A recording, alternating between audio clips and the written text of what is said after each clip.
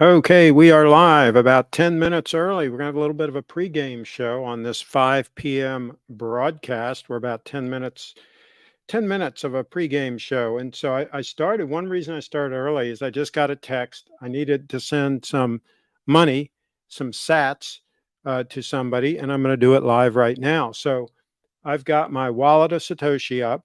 Let's see if I can get a close up shot here. Okay. I've got my wallet of Satoshi up. Okay. And what I'm going to do is I'm going to say send. Okay. Then I'm going to go and scan on my photos. I've got a QR code here. I scan the QR code. It just did it. Found QR code. Oh, it just said problem processing the LN URL. Okay. So I better, maybe because I wasn't looking at the phone. Okay. So I'm going to say, oh, cannot connect to the internet. Check your connection. Oh boy, why is my internet connection bad? Of course, we're going to have this right when we're trying to do a live stream. Maybe that's because I'm doing the live stream. Okay, so I'm going to try it one more time. Send. I'm going to go here. All right, yeah, this is not wanting to play ball while I'm doing a live stream, so I have to do it after the live stream. This one thing about this computer is when I'm live streaming, I'm hooked up with a Cat5 cable, and it will often hog the internet big time. Oh, one thing I can try here is I can shut off the Wi-Fi on this and connect just to the cellular and see if that helps me do it. Let me try that real quick. I'm going to relaunch Wallet of Satoshi. Since this is a pregame show, we're going to do that. Could not connect to the internet. Please check your connection. Still giving me the error. Send. Huh. Interesting. Yeah. Anyway, something weird's going on right now with the internet. So, Lost Spring Bar is in the house. And of course, anytime you try to demonstrate something live, you always have a fail. Like I use Wallet of Satoshi 3 or 4 times a day, sending sats different places, and it always works. And then I try to do it right in the middle at the beginning of a live stream, and of course it fails. So what can you do? Does Bitcoin have decentralized help desk support? I got a hard time on Twitter because I do use Wallet of Satoshi, and it is centralized. It is not decentralized. They use the Lightning Network to send payments, right? But it is a centralized service. So I keep about $2,000 or so on there, and I use it, like I say, I use it all the time for sending payments to different people. And so, oh my God, that's a centralized thing, not your keys, not your coins, all this stuff, right? I said, listen, relax. I'm just using this as my checking account. Just think of this as my checking account where you put some money in the bank, you got a checking account, you write checks. That's with a third party, right? That's in the custody of a third party. I mean, sometimes you take risks like that in order to have the convenience, right, of being able to use the service. So I know I'm using a third party, but I'm not putting all of my Bitcoin in there. Okay. It's just a checking account, not the savings account. So yeah. Where is that cool guy with the badass Invicta? He will be back next week. He wants to do a show. He travels some for his work, so he's out of town, but he should be back next week to do a show. And then hopefully he wants to start doing some regular shows. So we'll see. We'll see how it works. Craig, I got a new Rolex because of your gold GMT Master. Did you get the gold GMT Master? Please tell me you got it. Yes, good move. The gold GMT. I'm loving it. Satoshi is a dumb name. Reminds me of Grand Seiko. Not so grand. Most people will probably never know the name Satoshi, right? It'll be one of these trivia questions like 20 years from now, that they'll ask, and most people would not know who basically invented, or you could say discovered, created Bitcoin. most people will probably not be able to answer that question. Okay, so here's the thing. Here's the deal. This pregame show had somebody say you can't possibly wear that gold stunner with casual clothes. It looked ridiculous, right? So now I'm wearing a shirt that couldn't be more casual. It's basically a t-shirt. It doesn't even have a collar, for God's sakes. Normally I wear shirts at least with collars, right? Like a polo shirt or golf shirt. This one doesn't even have a freaking collar, okay? And you tell me this thing doesn't look awesome. You tell me it doesn't look freaking awesome. Okay? You would be lying because it looks awesome. Now the faux pay might be going a little overboard, right? But the watch definitely looks classy, elegant. If you watch most TV shows, I've been noticing this since I got a watch with a leather strap. Um, Everything's reversed, by the way. What I see there is reversed with what here's here. I've been watching these TV shows, and a lot of the characters that are well dressed, that are successful, and so on, a lot of them wear a gold watch on a strap. It's very common. If you are observant, you notice it. It's very common. It's getting less and less common for them to be wearing a Rolex. Sometimes they do, but usually it's some kind of a dress watch on a strap is what I've been noticing. So, okay, Lost Spring Bar. I tried on a 40mm Explorer when I went to check out the gold GMT, and a few weeks later they called me for it. Pull it up, amazing daily piece. 40mm Explorer. Okay, I can relate. Yeah, I can see that, and we'll pull it up. I still like the 36mm Explorer, but I think that would not be overboard to have the 40mm Explorer. I think it's probably going to be nice and thin. Do tell, how thick is it? Okay, so here we go. Jeopardy 2025, the worthless fraction of dead internet currency. What is Satoshi? Correct. I saw the gold GMT. It's a lot of gold. Where did you see it? Do tell. We want details. We want details on this. We're 4 minutes from the official start time.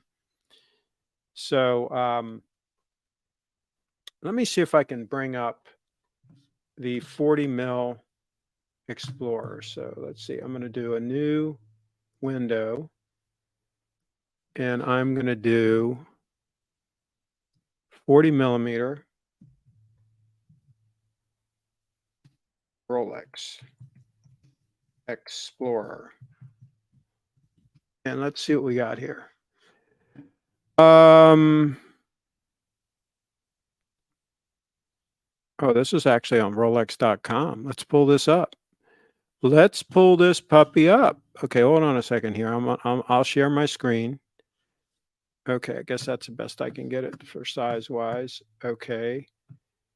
Present, they call this. Share screen. I'm sharing the extra monitor that I have over here. Window. All right, I want to share that. Okay. All right. And then let's see here. Oh, it says 7,700. That's reasonable. I mean, you know, comparatively. The Oyster Petro Explorer 40 and Oyster Steel features a distinctive black dial. Okay, gotcha. Looks good there. Optimal legibility. This could be the perfect one and done watch for somebody who doesn't want to go for a gold stunner. If you want to stay in the Rolex, game. I mean, my gosh, why not? Look at the profile. Look how beautiful that case is, you know, compared to the super cases and all that nonsense. Look at the beautiful side view. Remember, I've talked often on this channel about the importance of the side view, because that's what people see poking out from your cuff. When you got this under a shirt cuff, that's what they see, is that view right there. Okay? And that's so important that that be stunning. I got see that? See how stunning that is from the side?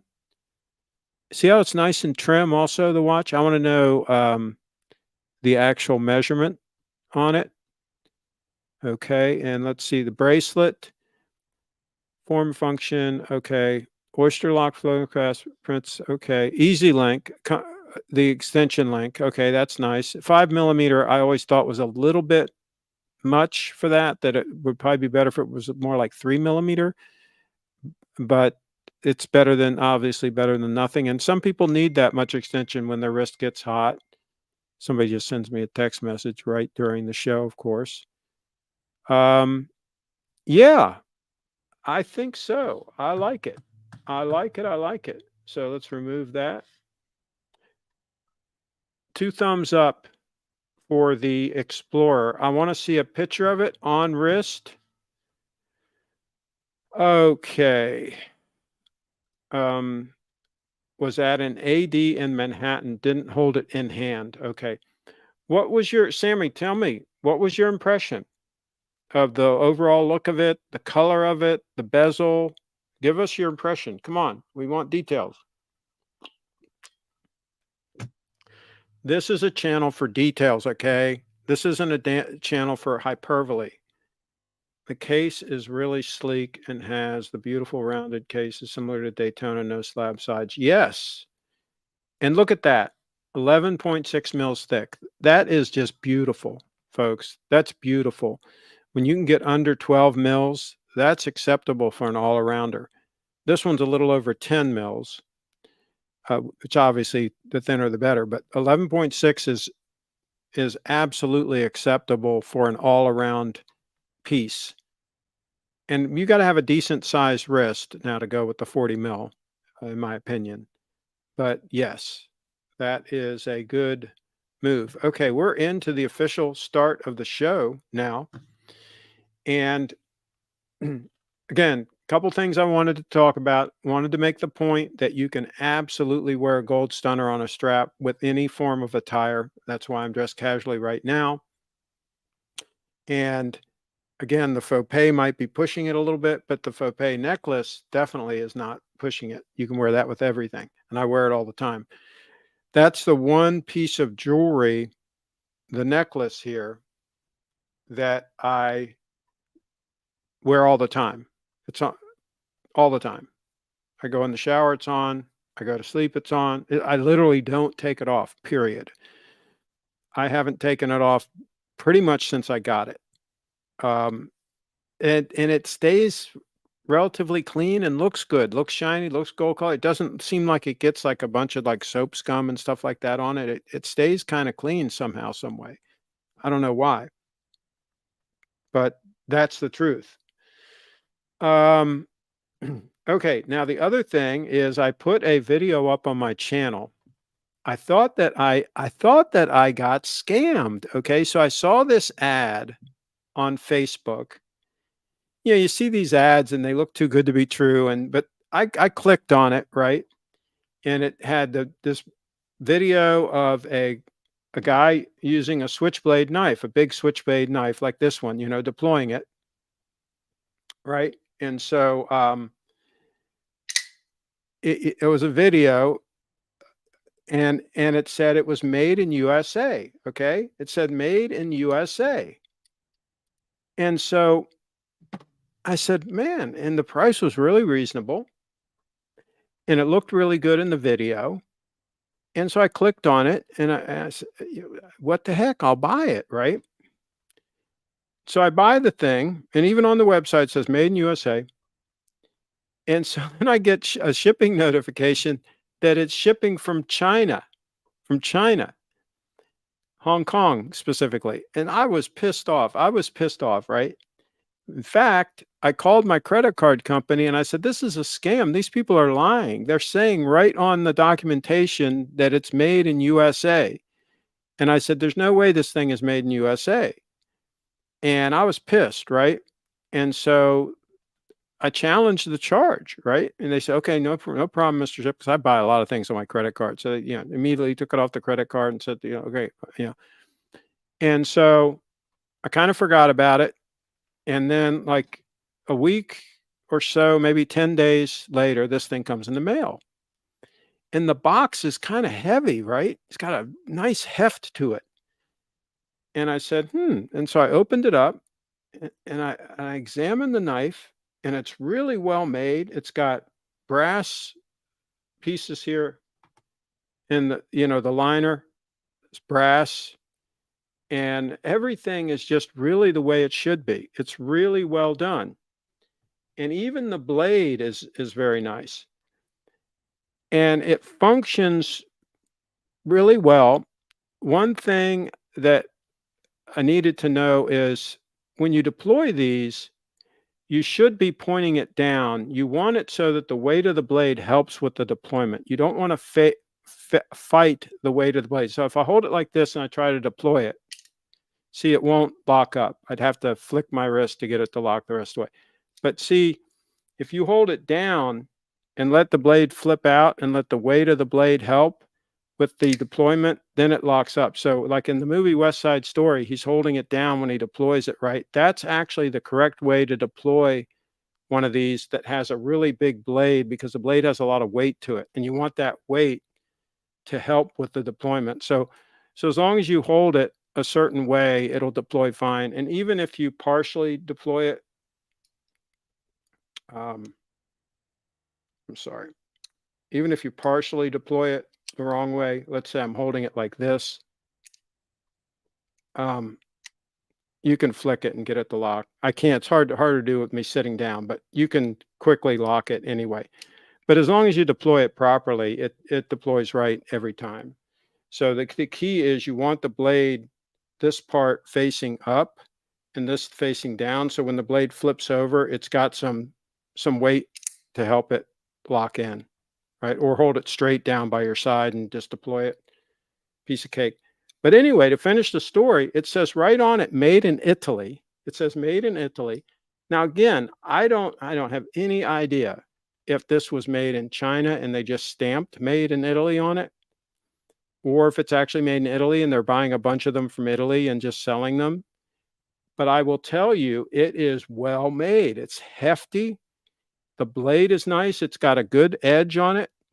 Obviously, this is made specifically for, defensive purposes. It's not, yeah, the blade is designed to thrust into somebody, let's face it, right? Um, but it's sharp. It's got a good point on it, right?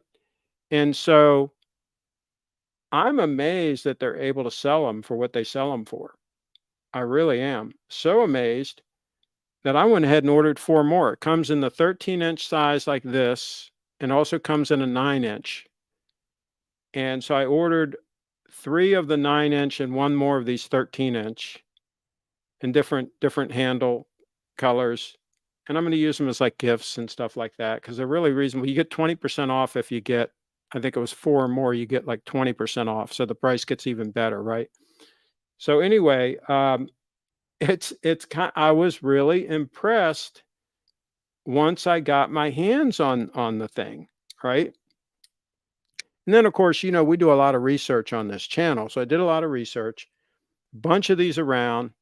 A lot of them are really poor quality. Some of them are good quality. This one I would say is very good quality. And then some of them are probably what you would call superlative quality, that are, a step or two above this. But the last 4 that I got, I think it was like $117 shipped for 4 of them. Are you kidding me? This one was $47 shipped, because I had to pay shipping. If you buy just one, you got to pay the shipping. You get free shipping and you get a 20% discount if you buy like 4 of them or whatever. So anyway, uh, I don't know. I was just kind of surprised. I was kind of surprised. And we really, anybody should have good operational security, good OPSEC, right? You should be ready for trouble. Proper planning prevents poor performance, okay? So just be ready for anything, and then if anything doesn't happen, you're good, right? You're good. Now, on that note, let's play this clip real quick.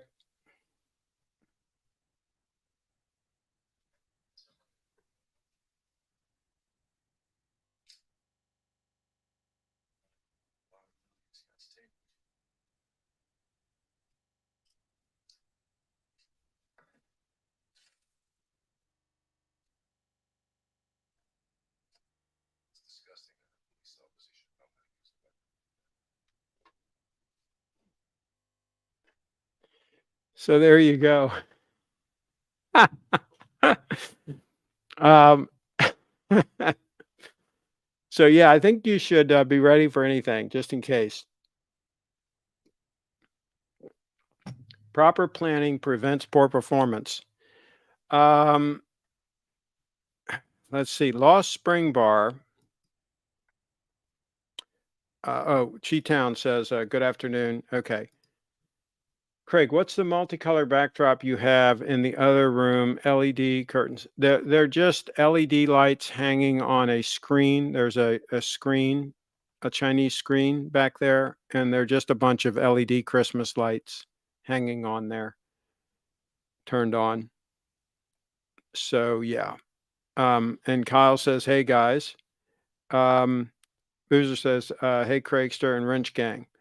Okay, so the other thing, there's news on the crypto scammer front. I don't know if you guys are following, but SBF, Sam Bankman Fried, they threw the cuffs on him. They threw him in jail. Um, they hauled him into New York and violated his bond or whatever. And so they threw the cuffs on him, and he's in the Hooskow. He's in the Hooskow. He's going to be in the Slammer, I think, in like Brooklyn or something. I don't know, somewhere around New York there. And they're going to let him have a computer. Oh God, what can possibly go wrong? They're going to let him have a computer to coordinate with his defense team and work on his defense. Um, so you can't make this stuff up. Craig, have you owned any Japanese blades? I've got two of my Spyderco knives were made in Japan. Spyderco has factories in Japan, and I really like those. I have two of them. I use one in the kitchen a lot, and have one that I use for opening boxes a lot. And those both have Japanese blades on them. I think it's Suki City or whatever where those things are made. Anyway, so those are Spyderco. I have two of them, and I like them both. And they've held up really well. I've had them for many years. The one that I have in the kitchen, I use it all the time for cutting different various things. Um, and it's still sharp as can be. The one I use for opening boxes and all that, it still works great, still sharp.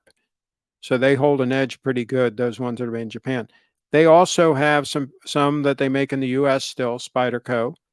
And then they have some that they make in, I believe, Taiwan and China. So yeah, I would kind of pass on those. But again, having said that, I don't know where this thing was made at this point. I guess it was made in Italy. It says made in Italy right on the blade, and it's so nice that it probably was made in Italy. So they probably got some deal going on. A lot of these automatic knives are made in Italy. Italy, they make a lot of these, and they make them in different configurations, and they make the out the front ones where the blade just comes straight out. Those are too complicated for me. I'm more old school, and I like the lockup on these better. So I would I would go with something like this as opposed to one of those out the front pieces. So yeah, you got to be ready. You got to be ready just in case. You don't know what's going to happen, folks. The economy is probably going to take a turn for the worst next year, and there might be unrest. There might be unrest. Um, Craig, I've started up a consignment business. Why not give me your 231 to sell? No, I don't think that's going to happen. But you can send me the money and I'll send it to you.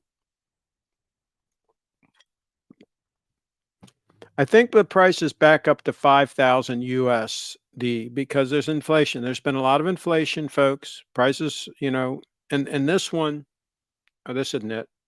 This one keeps insane time. I mean, it's insane. I mean, it might gain a quarter of a second a month.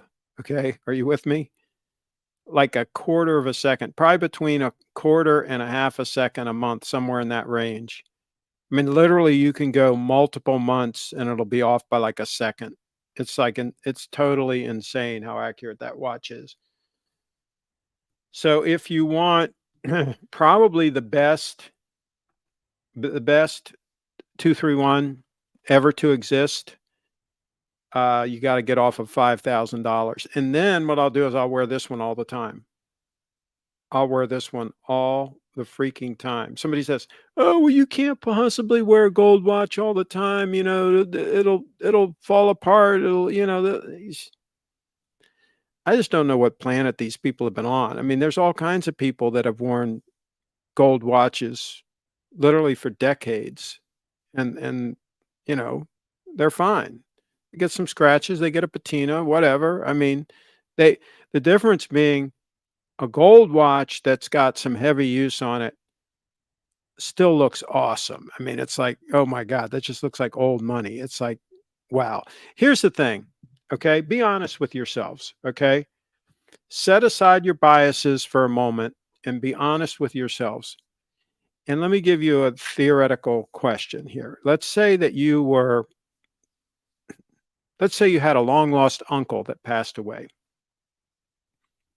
and you went there and you were going to help go through his stuff and organize some things, and you know, just inventory everything that he had, and you're going through his desk.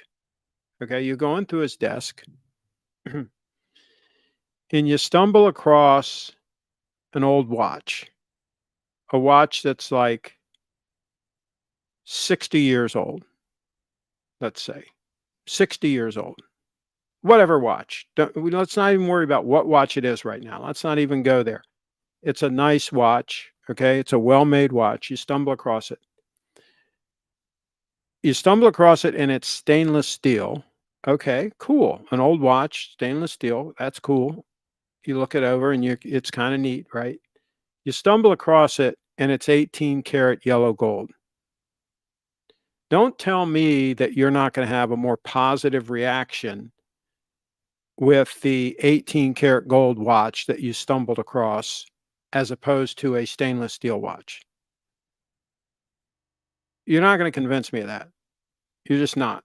You're going to be more excited when you are looking at it and examining it and you turn it over and it says 18K, and you're going to be like, wow, this is kind of cool. This is special, right?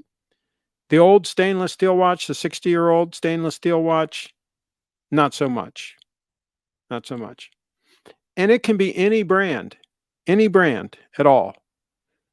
If it's a high-end brand and they were available in either stainless steel or they were available in gold at the time, back in the day, let's say it's an Omega or Rolex, whatever, right?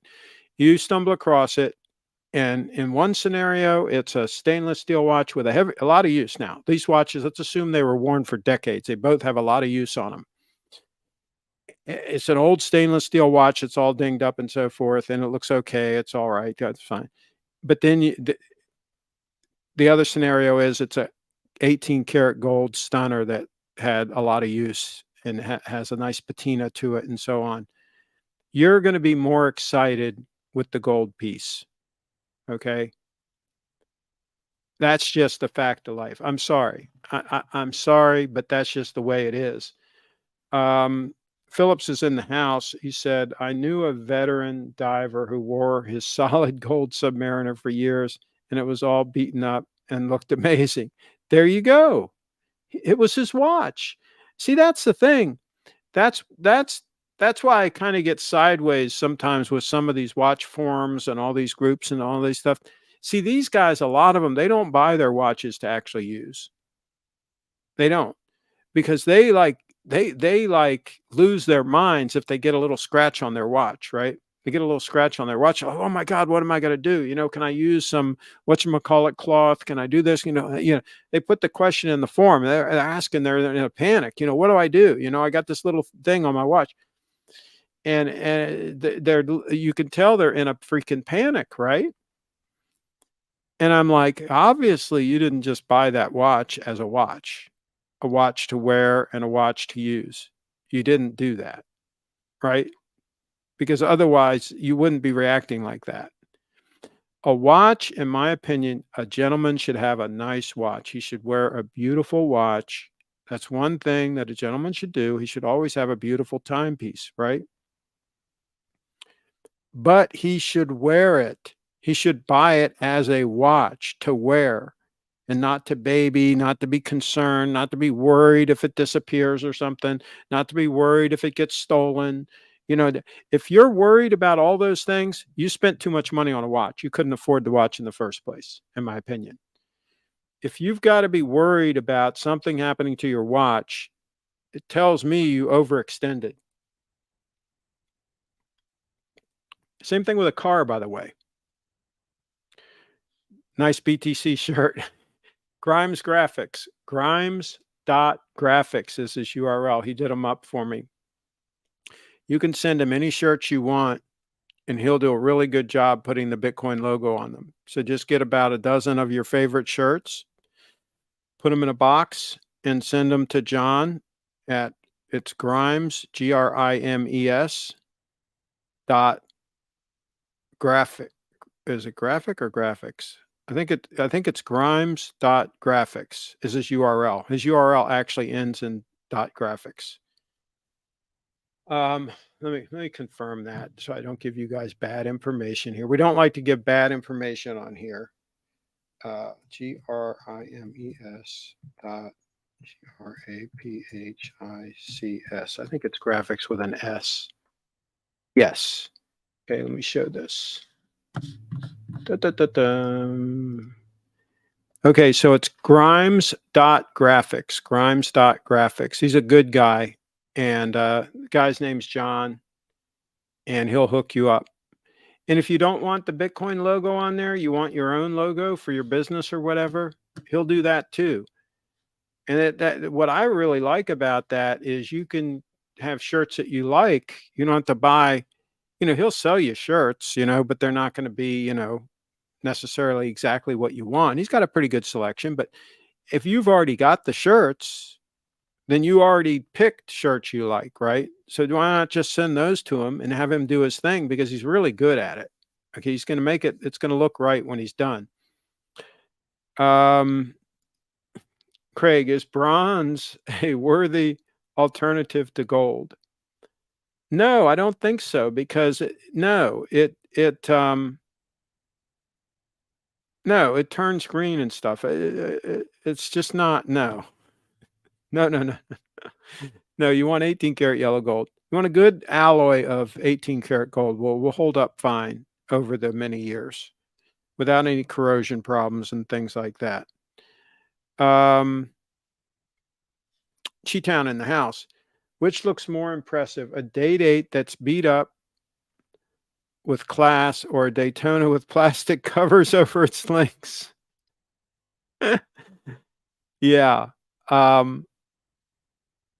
I mean, even a Daytona, again, if you were rustling around in that old desk and you found a 60-year-old Daytona that was solid gold versus one that was steel, I think you'd be more impressed with the gold one. I think you really would. So yeah. What makes me laugh is these guys who say they need their Rolexes to retain value are the same guys who waste money on leasing or buying overpriced German cars on payments. Yeah, it doesn't, they're not good at math. They haven't figured out the whole math thing. That's the problem there. What was I just thinking? Oh, I want to try this thing again and see what was going on with this thing. Okay, so I'm going to go to Wallet of Satoshi, and I'm going to say send, and this one. Okay, this time it worked. So I'm going to do, okay, let's switch here. I'm going to do 15017. So 1,517 sats, right? And I'm going to say send. Boom, just like that. I just sent the sats. Okay. And they get them on the other side immediately. Immediately. So I have a contractor, and she is very diligent. She's very good at her work, and she does some things for me remote. And once she finishes whatever it is she's doing, she sends me a text with a code, a number, and then I pay her immediately in Satoshis, just like I just did. Just pay her. Boom. She gets the money. Bam. And so it works great most of the time, right? Of course, we tried to do it in the beginning of the show and it was failing. So, but most of the time it works seamlessly, and she gets the money right away. And try doing that with a bank. Try send somebody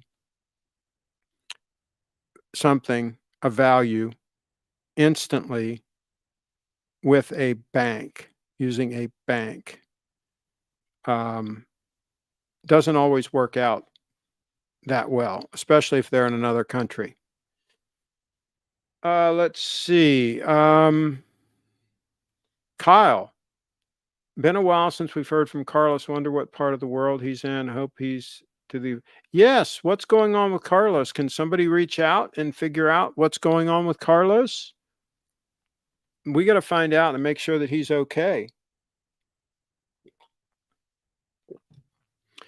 Yes. Okay, so Boozer's in the house. I was thinking of Carlos when people were spreading rumors crappy luxury had passed. Okay. Kyle in the house. Are you planning to go to El Salvador anytime soon? I might go this winter. It's possible that I will go this winter. That's a possibility. We'll see how everything plays out.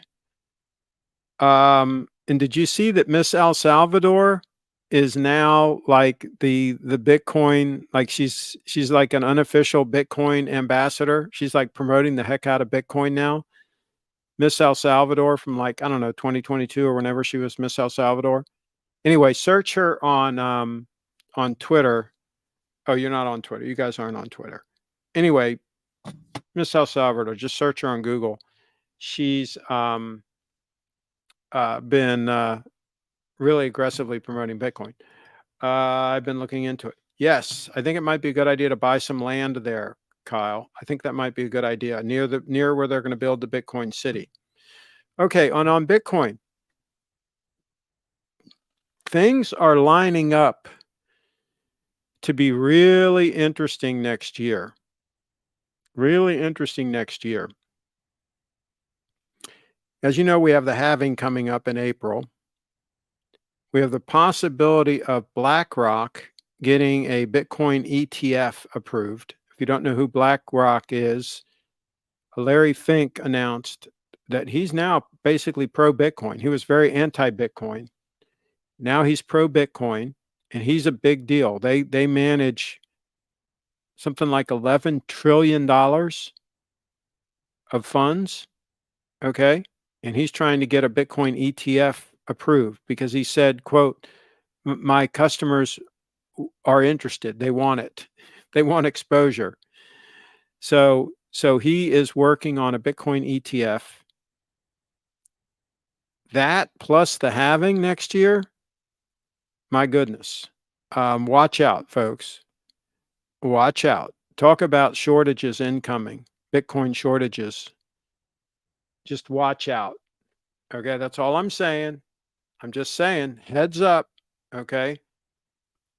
I've given you guys warnings in the past. I've told you guys what was happening. At the beginning of this year, I said Bitcoin will probably double this year. It was around 15,000, 16,000. Okay. It's pretty much doubled already. That's what I was talking about at the beginning of this year, January, right? If you recall, I said the year before the halving, oftentimes Bitcoin will double in value during that time. All right. Here we are. We're just about double already. The year's not over with. Okay. And then next year is the halving. And then typically the big run up happens the year after the halving. We're talking 2025. Okay. But next year with the halving and the ETF and all of that, we could still run up to 50, 60 grand and then maybe have a pullback to 40 grand. And then Katie bar the door after that pullback. And then we take off again. Katie bar the door. We could be going to $200,000, $300,000, $400,000. Okay. This could get out of hand very quickly.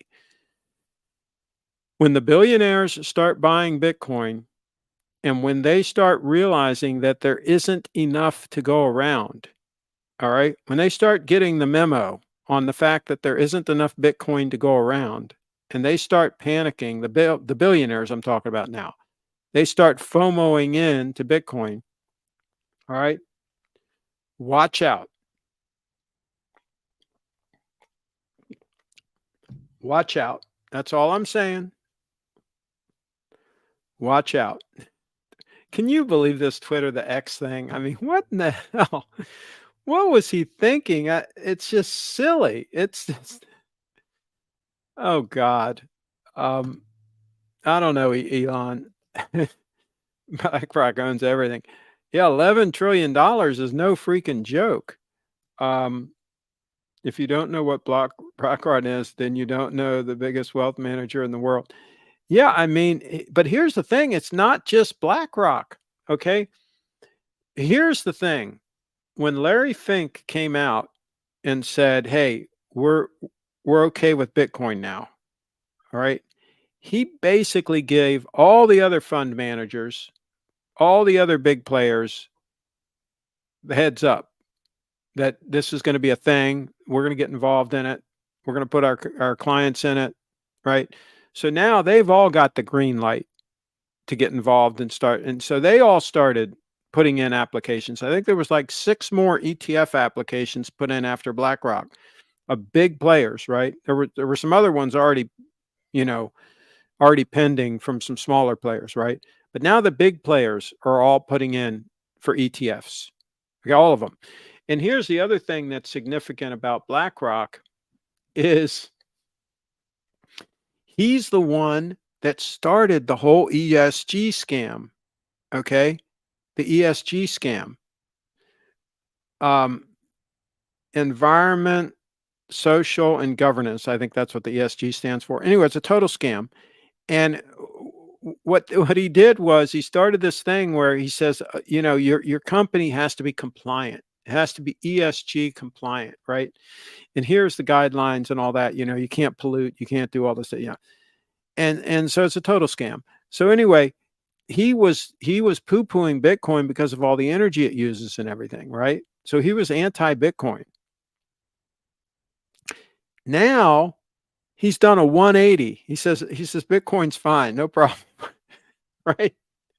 Because probably a bunch of his rich clients started telling him, hey, Larry, we want to put Bitcoin in our portfolio. What the hell? What do you have? What product do you have for us? And he didn't have diddly squat, right? And so now he's having to do a 180, okay? And forget about the whole ESG thing now. We're going to put that to the side, and Bitcoin's fine, no problem, right? It can use all the energy it wants. We're good with that now, right? And so it's hilarious. These people are bending the freaking knee, okay? These billionaires are bending the knee to Bitcoin. That's what we're witnessing in real time. That's what's happening, okay? Kyle says there's no competition because they own it all. And now they're going to try to own the Bitcoin. They're going to try to get your Bitcoin, Kyle. Trust me. They're coming for your Bitcoin. They're coming for my Bitcoin. Although I lost all mine. I don't have it anymore, so I can't help them. But they're going to be coming for the Bitcoin, okay? Only the strong hands are going to survive this onslaught. This onslaught of billionaires, they're going to all want your Bitcoin. Anybody that owns Bitcoin, they're going to want it. They're going to bid it up. They're going to bid the price up to very high prices and trying to get you to give up your freaking Bitcoin. Let's say they bid it up to $400,000 a Bitcoin, right? Some of the weak hands out there will capitulate. They'll give them the Bitcoin. Okay, 400,000, you got me. I've got 2 Bitcoin to my name. That's all I have. Give me 800,000 bucks. Here's your Bitcoin. They're going to give them the Bitcoin. They're going to get $800,000 of fiat that will then be devalued. They'll end up with nothing at the end of the day, and BlackRock will have their Bitcoin. So don't let that happen to you. Don't give up your precious Bitcoin for fiat. Okay, sure, you can buy a nice house. Okay, fine. You get the 800,000, you buy a nice house. Now you got to keep the maintenance up on the house. Now you got to pay the taxes on the house, all of that stuff. At the end of the day, they're going to tax it all away from you. You're going to end up with nothing, and you're going to not have 2 Bitcoin, which then 10, 20 years later, it's probably going to be worth $5 million in purchasing power, not 400,000, right? It's going to go insane. And those of you that give up your Bitcoin, I'm telling you, you're going to regret it. Telling you right now, you're going to regret it. So Mr. Fink is changing his tune on BTC. I guess ESG scores weren't as beneficial for the bottom line as my thought. I think he's getting pushback from billionaire clients that are saying, hey, we want this damn thing. We don't give a shit about the, excuse my French, about the ESG. Right? That's what's happened. And you're correct too. The other thing is a lot of these ESG approved companies, a lot of them have been very poor performers, right? And a lot of them, some of them have just straight up gone out of business. They were total scams, right? Like there was this electric bus company that was a total disaster. I think the whole damn thing shut down. A total disaster. And they got tons of money, right? People investing in them and all. They were the future, all these electric buses. And I think the whole damn company shut down. Cheetown in the house. Elon's like a grown version of a child who was never told no. Craig, what do you think of lab-grown diamonds? I've heard that some of those diamonds, some of those synthetic diamonds and all are really good. I've never known that much about diamonds, and I'm not a fan. I don't think diamonds have ever been really as scarce as people think. I mean, De Beers and all those people, they all control like the flow of diamonds, and there's a lot of control there. I think there could be a lot more diamonds on the market than we know about, and so I just don't think they're a good store of value. And I'll give you an example. One of the engagement rings that I bought. Okay, pro tip, guys: if you're buying an engagement ring,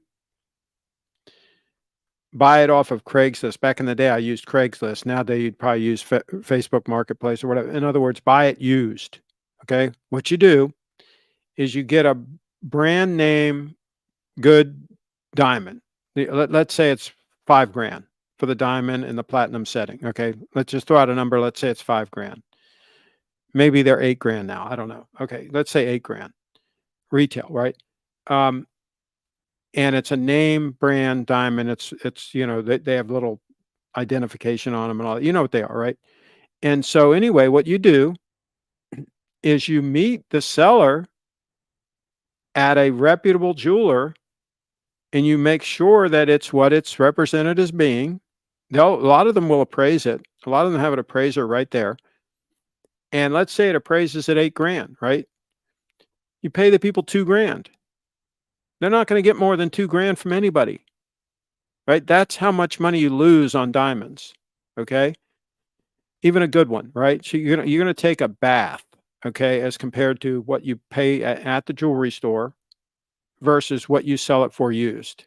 When the girl like throws it back in your face when she finds out you were having an affair or something, and the engagement's off, so on and so forth. Now you're stuck with this ring.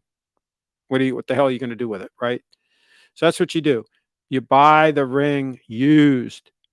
Then you have the jeweler. Once you buy it, you have them polish it up and all that. It's going to be like new, right? It's fine. You can put it in a new box or whatever, and it's still an engagement ring. It'll still get the job done. You're still going to get laid, but you're going to save yourself $6,000. Okay, $8,000 versus $2,000. It's a $6,000 difference. Pro tip, guys. Okay, Cheetown in the house. Craig lost his boat in a Bitcoining accident. There you go. Me too, unfortunately. We may need to contact Stockton Rush and see if we can rent a sub to get our sunken boat. Yeah, absolutely. Um, BlackRock and Vanguard did that with single family homes by overbidding offers. There you go. But the difference with the homes is they keep building more homes. There's really not a limited supply of homes. There's all kinds of real estate that you can build homes on. That the supply is whatever, right? Bitcoin is much more limited. See, here's the thing. Here's what a lot of people don't understand about Bitcoin. You got to wrap your head around this. Think about this very carefully.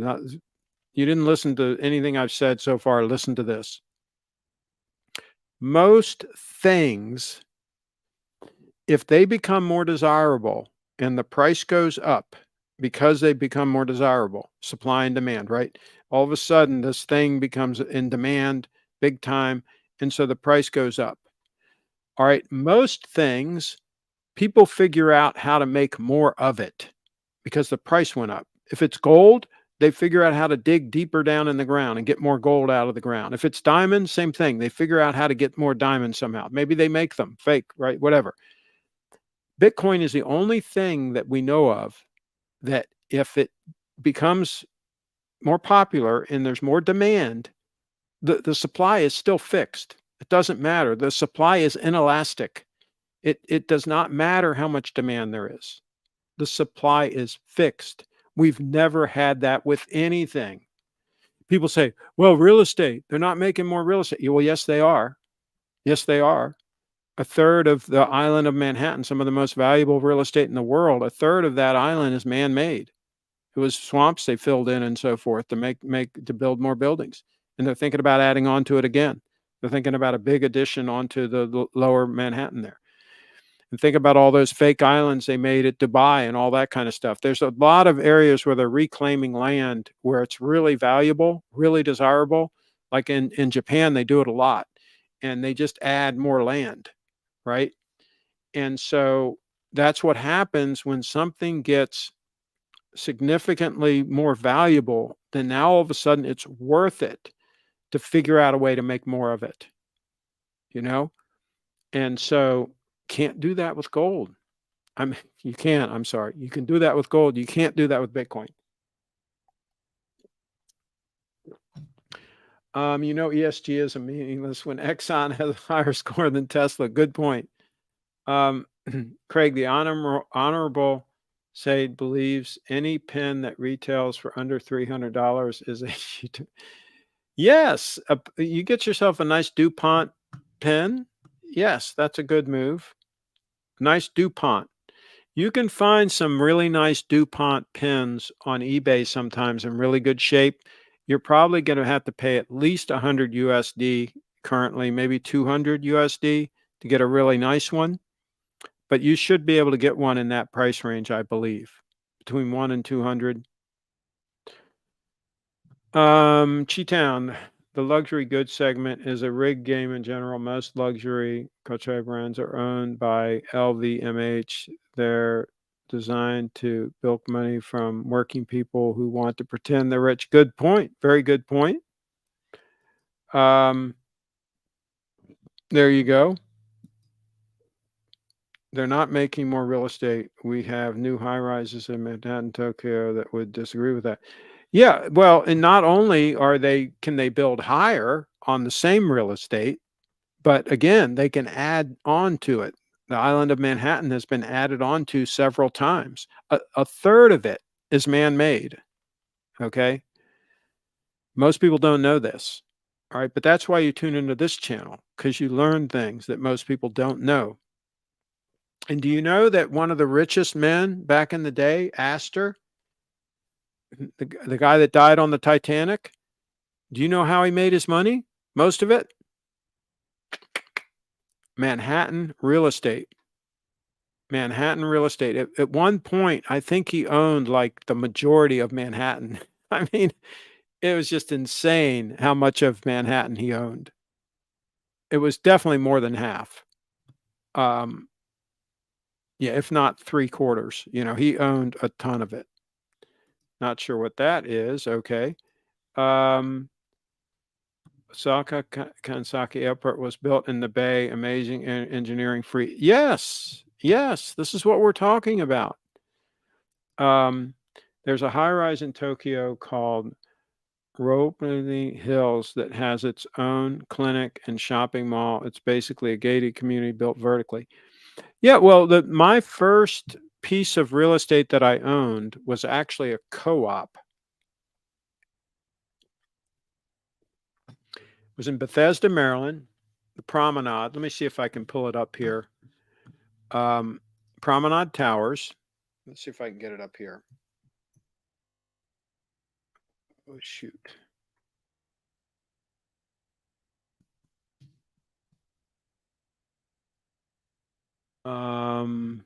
Okay, here we go. All right, I'll show you this. Okay, so it's the Promenade Towers, and these twin towers that face each other. They're 18 stories tall. Mine was on the 14th floor overlooking the pool. That's the pool in between there. It's got a large pool in between the two towers. And I actually did this website, promenadetowers.com. I registered that domain name back in the day when I had the place there. And very nice luxury high rise. It's still there. And I still run the website for the realtor there, that Bruce Robinson, this guy here. He sells pretty much all the properties in there.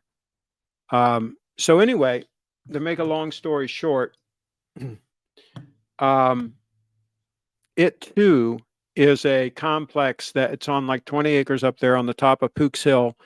That's really self-contained. It has a nice grocery convenience store with a deli and all that. It has a restaurant. It has spa. It has barbers. It has a valet, dry cleaning service. All of that. So you could hang out there for quite a while and not leave for sure. It would have been a good place to be during COVID probably.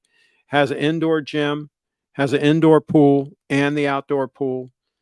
So yeah, and it's right in Bethesda, one of the wealthiest areas in the country. So yeah, and that was my first piece of real estate, but it was actually a co-op, which is similar to a condo but different. You own the unit and all, but it's a different structure, right? So anyway, it was $75,000. This was back in the day. This was probably in the early 80s. Um, and now that apartment would be maybe 250. So it went from like 75,000 to 250,000. Condos and co-ops, apartments don't appreciate as much as single family homes. They appreciate, but not at the same rate as single family homes. So, but I enjoyed it. Had a parking garage underneath, so I had two parking garage spaces, so the cars were inside and all that. It was good. It was a good place to be. You're young and in Bethesda, there, a nice area. So, so yeah. Okay. What else? I think we're going to wrap it up here pretty soon. Um, any questions? Anything else we need to address before I wrap it up and figure out what I'm going to eat? I think there was something else I was going to show you on here. Oh, I did do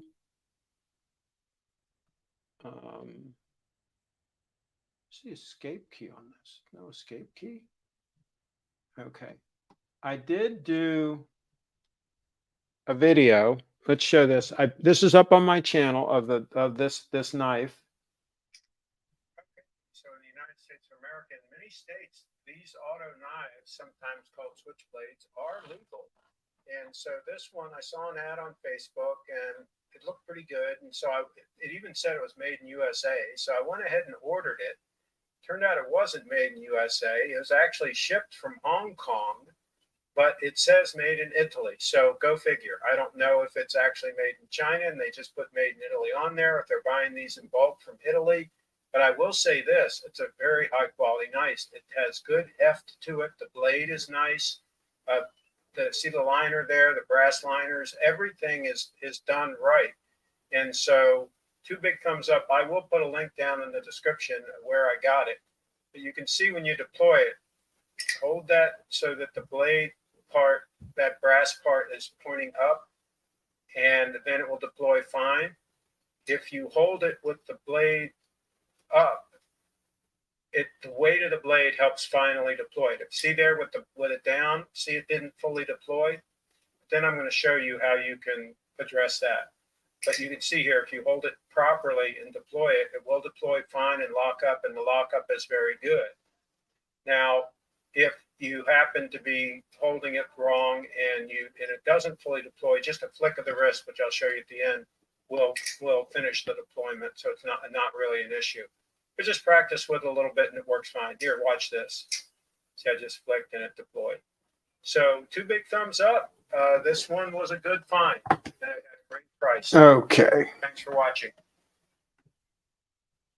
Yeah, so that video is also here on the channel. So, yeah, I mean, sometimes you stumble across something and you're surprised. I was surprised that the heft of this thing alone, I mean, if you were holding it like this and you clocked somebody in the temple with the end of this thing, that would be enough to wreck their day right there. You're just using it like this.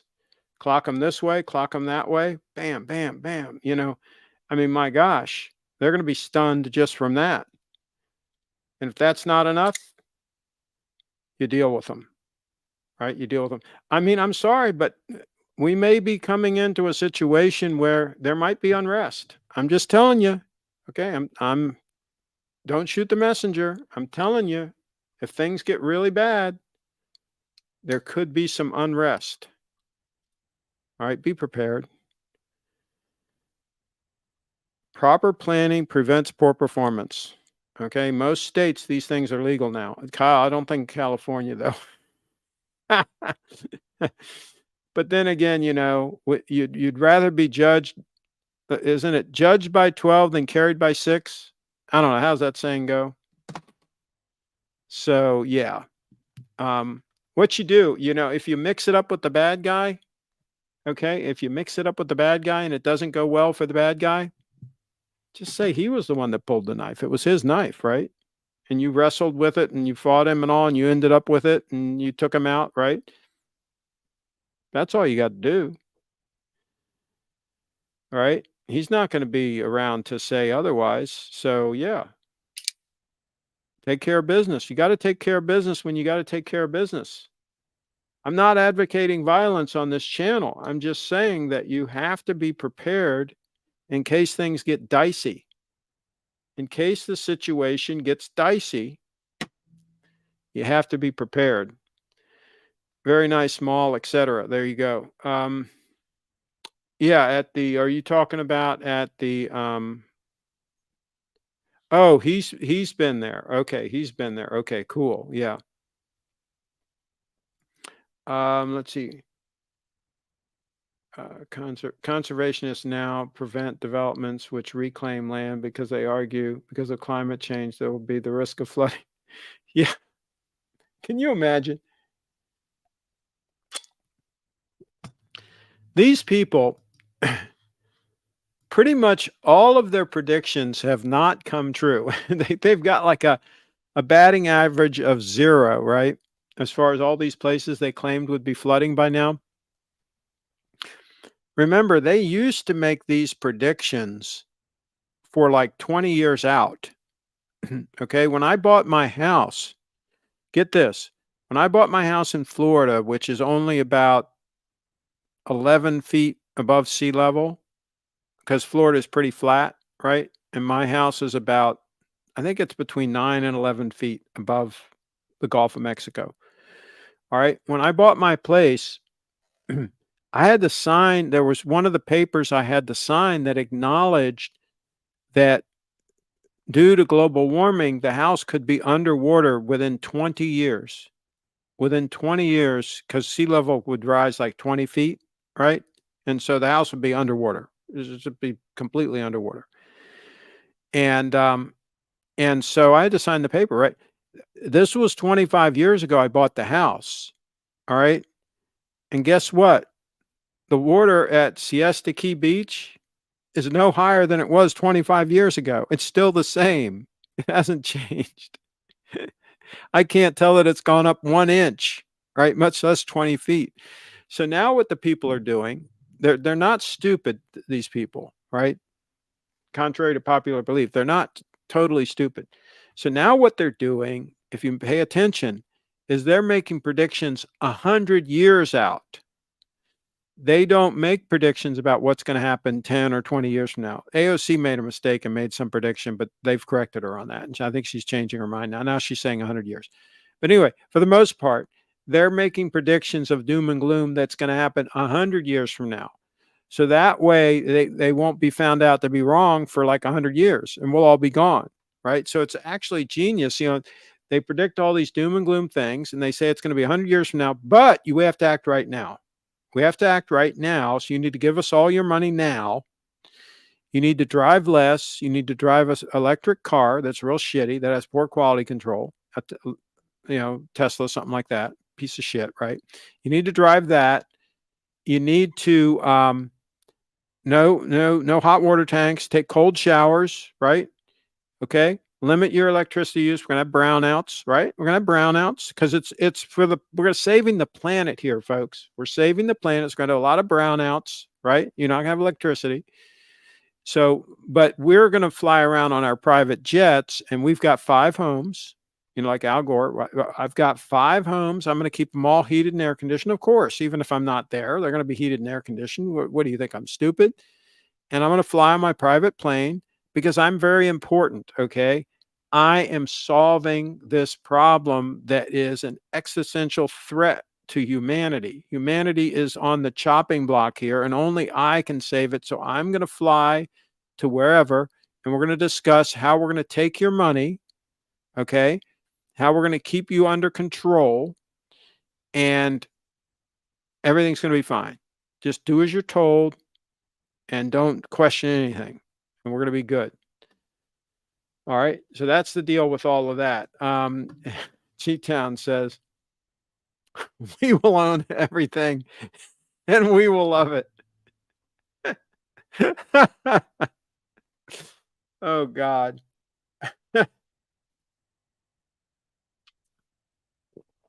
Unbelievable. What else? Let me think. Oh, I heard the biggest scam yesterday. We're talking about some subjects now that you're not supposed to talk about. These people, the Ukraine war, right? There's there's these people that do a Twitter space, and they do it every freaking day. And they're talking about how, we need to save Ukraine. Ukraine needs to win this thing, and blah, blah, blah. And we need to send them money and so on. And these people, they're doing fundraisers. They're raising money for to buy drones. They say they're going to buy some drones for these people so they can fly over and they can see where the mines are or something. And these special drones. And so we got to raise this money, right? You got to dig deep. You got to donate some money. And they run these fundraisers. They do it every night. And what they do is they're real tricky. So they say, one of the guys will go like, I'll tell you what, for the next 5 minutes, anybody that donates $5, I'll match it. I'll donate an extra $5, right? So everybody gets all excited and people start donating all that. And they periodically, just like a telethon or something, they tell people how much money they've raised and so on, right? And this thing is total BS. It's going into their freaking PayPal account, right? This money, they're not buying any freaking drones. They're getting thousands of dollars every night doing this scam, right? And who's going to audit it? Who's going to know where this money's going? Who's going to know, what the hell's going on with all this? And then they talk about how great Ukraine is doing. Ukraine is kicking their butt, right? And I don't know who's kicking whose butt, but all I know is places are being blown up in Ukraine and people are being killed left and right. And as far as I can tell, that's not winning. Right? When the war is happening in your country and things are being blown up and so on and so forth, and people are being killed, I wouldn't describe that as winning. And this damn thing's been going on more than a year, right? So I would say it's a total loss. I would say that we we, through the Ukrainians, poked the bear, that we probably shouldn't have poked the bear, probably was not a smart thing to do. And it's a freaking disaster. But don't worry, the military industrial complex here in Washington, D.C., all these people, they're all getting rich, richer than they already were, right? So they're doing good. Don't worry. They're using the Ukrainians as cannon fodder, but that's okay. They're getting money. And they said, hey, if the Ukrainians have to fight to the last man, if that's what it takes, that's what we'll do. Hey, it's easy for them to say. They're sitting in Washington, D.C., right? They say, you guys fight to the last man. I don't know, folks. It seems like it seems like something's rotten in Denmark with that whole situation over there. Our founding fathers said we shouldn't get involved in foreign entanglements. And I think this is why they said that. I think this is why they said that. Okay, so let's take this one more comment here. Cheatown. Here we go. And make sure to eat plenty of ultra processed foods and don't exercise. Yeah. So that you die young and they don't have to take care of you when you're old. Same here at local public meeting on planning restrictions on climate change. A local pointed out the water level marker had not changed in 50 years. What about the watch consignment scam news lately? Okay, tell us, please put in the chat what happened. Because I got to wrap this up pretty soon. K Street has never met a war they didn't love. There you go. In your opinion, Craig, what is the best automobile on the market? Okay. If you don't mind higher maintenance costs, if you want something that's a really good car, one of the best cars ever made, I would say it's a Lexus LS 430. The Lexus LS 430. The LS 460 is also pretty good, but not quite as good as the 430. If you can find an LS 430 in really great shape, like a low mileage, one owner car, garage kept, really good one, and then take it to somebody who really knows the LSs, like somebody like the Car Care Nut guy on YouTube, and just have them go through it and make sure everything's the way it should be. Of course, you should do that before you purchase it. You should make sure it's never been an accident or anything like that. But let's say you confirm that it's a beautiful LS 430 garage kept, 40,000 original miles, just beautiful car. Then still, I would take it after you buy it. I would still take it to the Car Care Nut and just have him go through it and make sure all the fluids are changed, everything's exactly the way it needs to be. And it's going to be a beautiful car, bulletproof, reliable. You're going to keep it maintained. Every 100,000 miles, you're going to put a timing belt on it and have him go through it, put a water pump in it, change all the fluids, all of that kind of stuff. But he's working on one right now. He's restoring one that has 600,000 miles on it as a project. He's kind of fooling around with a 600,000 mile LS 430. That's the original engine. The engine's still running fine.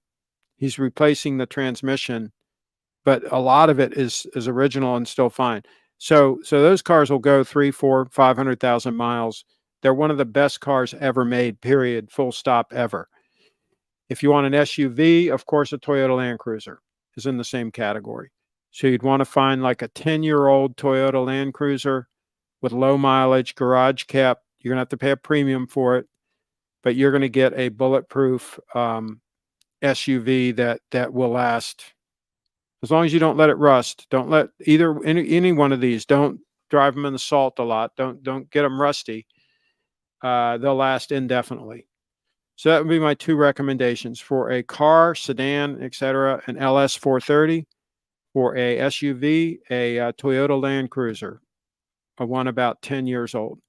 Kyle's in the house. Good point. We haven't covered TPG round 2 yet. Okay, so what are they doing? What are they doing? Craig, you should wear the faux pay on the same wrist as your watch. It seems to be installed. I know. I posted a photo with it on right next to this, and everybody got bent out of shape. "Oh my god, it's gonna scratch your watch, and da, da, da, you can't do that," and all that, but it looks cool. It does. It looks kinda cool. But a lot of them wear, like, 4 or 5 bracelets. So, well, like, 1 bracelet in front and 2 up here and all that. But, yeah, that's too much. But, no, I'd rather just wear it on the separate hand. I don't mind doing it that way. Um, I don't go for a lot of the hipster stuff that I'm old school. So, yeah, but no, it would be fine. My uncle traded his 600 HL for an LS 430. He loves it. Yeah, the LS 430, if you can get a really good one, you want to get one that's been maintained properly because parts are expensive for those puppies, and some people let them go. They don't maintain them properly. So you want to get one that was maintained properly. I would want to get one with low mileage, like less than 50,000 miles, something like that, 40, 50,000 miles. But that also has been well maintained for that 40 or 50,000 miles. And then you're going to get a really good vehicle that if you maintain it properly, it's going to be insanely good, in my opinion. Um, Apparently, some watch dealers have used cash from the sale of customers' watches and used as collateral and then lost the money. Okay. Yeah, that makes sense that they would do that. They're corrupt, crooked. What about the new Land Cruiser? They gave us the Prado and are calling it. Yeah, yeah, and many of the reviewers do not point out that distinction. Now that is a good chassis. That's a good vehicle. I mean, it's not it, but it is not. Yeah, and but to be fair, in some overseas markets, they do refer to those as Land Cruisers. Land Cruisers, there's 70 series. There's various series that they sell overseas that they don't sell here. They always brought the top of the line Land Cruiser here. And so that's what we're used to. And this is not the top of the line Land Cruiser. They don't bring that here anymore. They sell it in other parts of the globe. I think it's called the 300 series. Um, so yeah, it is not the top of the line Land Cruiser, but it is not a terrible vehicle either. Now, for $55,000, which is what they're going to sell for, starting price, I think you can buy a really good 5-year-old Land Cruiser for that kind of money. If you got a 5-year-old Land Cruiser with, like, let's say 50,000 original miles on it, garage kept, really nice truck, right? Well maintained, never been off road, that sort of thing. I would rather spend 55 grand on that and then just maintain it than buy that new thing. That's what I would do. Kyle Jett says he stole millions of dollars in consignment watches and shut his Beverly Hills store down. Time, please, gentlemen. There you go. I mean, if you get these shady characters, that's why we say in Bitcoin, not your keys, not your coins, right? If same thing, if you give your Bitcoin over to somebody else to take custody of your Bitcoin, then it might not end well. So there you go. Toyota sells the 70 series Land Cruiser in Australia with a 4.5 liter turbo diesel V8. Yeah. The new one though that's coming out, I think it's going to be a 6-cylinder. I think they're going to be replacing the diesel engine with a 6-cylinder diesel in the new one that's coming out. I think they've announced that. Kyle in the house, would be cool to get a 70 series. I wish we got them here. Yes, it would be. That's what I was hoping they were going to do, but of course they didn't. They don't, just like the watch people, Kyle, they don't listen to us. We could tell them exactly the vehicles we want, but they're not going to listen to us. Leslie met Anthony Farr, Timepiece Gentleman, at the gym a few weeks ago before the whole scandal came to light. I thought he was in Texas or something. What was he doing in LA? Did he move to LA? I didn't know he was in LA. Do give us the gory details. Lost spring bar in the house.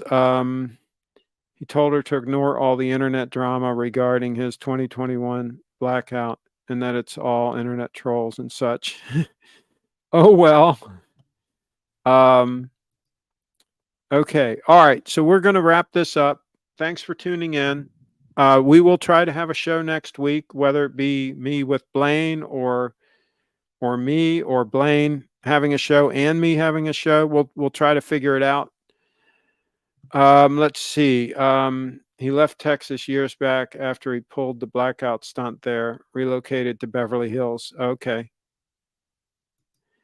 He might be the next one indicted. Maybe he better go to El Salvador. If he's got some Bitcoin, if he's converted some of those watches that he popped, if he's converted that to Bitcoin, maybe he'll dodge over to El Salvador. But I'll tell you one thing about El Salvador. If he does go down there with some Bitcoin, he better not try to scam people down there because they will deal with him. Bukele will put him in the hoosegow. He locks up the criminals like that. He doesn't fool around. He rounded those puppies up and threw them in the hoosegow. 70,000 of them. And the human rights peoples are like, oh, you can't do that. They need due process and all this stuff. He said they've got a freaking MS-13 tattoo right on their neck. He said, I know who they are. He just put them in the hoosegow. So, yeah. So, let's see. He won't be in BH for long. Beverly Hills. Okay. I'm not a lawyer, but it seems like he might get away with this. People handed their watches over willingly. No, but there's a fiduciary relationship. Whenever you have a contractual relationship, even if it's verbal, the courts will generally and Law Spring Bar can chime in on this. I mean, that it can't be a one-sided agreement. It can't be totally unfair. And it's like also the little old lady defense, right? You got people, some of them are probably not that sophisticated. And here's a sophisticated guy that they're handing over their watch to. And so they're trusting that he's going to do certain things, right? And if it's a total scam, in other words, he had no intentions of selling the watch and giving them the proceeds, and that can be proven, then I think he's, out of luck on that, especially if he did it to a bunch of them. So yeah, I think that's going to be a hard one for him to weasel out of. Let's see. Yeah, but how can he generate enough funds to pay it all back? And will criminal charges be pressed or just a civil matter?